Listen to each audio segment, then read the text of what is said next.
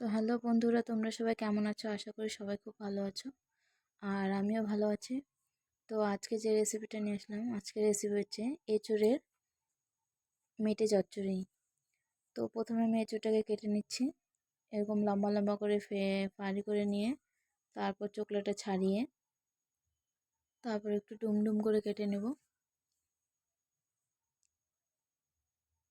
তো আমি এখানে একটু বড় বড় সাইজে কেটে নিচ্ছি, আপনারা চাইলে আর একটু ছোটো ছোটো করেও কেটে নিতে পারেন। এই যে আমি এভাবে কেটে নিয়েছি। তো তারপর যেটা করতে হবে, উনুনটা ধরিয়ে তারপর কড়াই বসিয়ে দিয়ে তাতে আমি জল দিয়ে দিলাম। আর জলটা দিয়ে যে এঁচড়গুলো যে কেটে রেখেছিলাম সেই এঁচড়গুলোকে দিয়ে দিচ্ছি। ও সামান্য একটু লবণ দিয়ে 10 মিনিটের জন্য আমি একটু ভাপে দিব। তারপর যখন আমার ভাপ দেওয়া হয়ে যাবে, তো এটাকে নামিয়ে নিচ্ছি। নামিয়ে নিয়ে একটা কড়াই বসিয়ে দিয়ে তারপর কড়াইটা গরম আসলে দিয়ে দিতে হবে তেল। এখানে আমি সাদা তেল ব্যবহার করছি, আপনারা চাইলে সর্ষের তেল দিতে পারেন।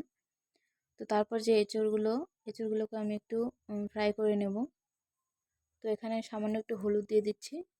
হলুদটা দিলে কি হবে, তাড়াতাড়ি ফ্রাইটা হয়ে যাবে। তো এঁচড়গুলোকে আমি যেভাবে ফ্রাই করে নিলাম, এখন আমি নামিয়ে নিচ্ছি। তো যে তেলটা বেঁচেছিল সেই তেলে আমি দিয়ে দেবো ফোড়নে দিয়ে দিচ্ছি আমি এখানে জিরে, শুকনো লঙ্কা আর তেজপাতা। আর আগের থেকে কুচি করা টমেটো আমি কুচি করে রেখেছিলাম, সেটা আমি দিয়ে দিচ্ছি। টমেটোর 50% আমি একটু ফ্রাই করে নেব। তো টমেটো ফ্রাই হয়ে গেলে তারপর দিয়ে দেবো মেটেগুলোকেও আমি একটু হালকা ফ্রাই করে নেব। তারপর দিয়ে দেবো এখানে মশলা দিয়ে দিচ্ছি আমি এখানে 2 চামচ পেঁয়াজ বাটা, 1 চামচ রসুন বাটা আর 1 চামচ কাঁচা লঙ্কা বাটা। তো ঝালটা আপনাদের আপনাদের মতন নিতে পারেন। আর এখানে দিয়ে দিচ্ছি আদা, জিরে গুঁড়ো, লঙ্কা গুঁড়ো আর ধনে গুঁড়ো। সব কিছু দিয়ে তারপর একটু কষিয়ে নেব। তো একটু কষিয়ে নিয়ে তারপর এখানে আমি যে এঁচড়গুলো ভেজে রেখেছিলাম সেই এঁচড়গুলো দিয়ে দিচ্ছি। তো এঁচড়টা দিয়ে মশলাটার সাথে সুন্দরভাবে মিশিয়ে তারপর সামান্য একটু জল দিয়ে দিলাম। তো জলটা দেওয়ার পর তারপরে দিয়ে দিচ্ছি এখানে স্বাদ মতো লবণ আর একটু হলুদ গুঁড়ো। তারপর একটু নেড়ে চেড়ে আমি 10-15 মিনিটের জন্য একটু ঢাকনা দিয়ে ঢেকে দিলাম। তো ঢাকনাটা সরিয়ে দিচ্ছি, পুরো তেল বেরো এসছে, মশলাটা ভালো মতন কষানো হয়ে গেছে। তো আমি এঁচড়গুলোকে আবার সুন্দরভাবে কষিয়ে নেব।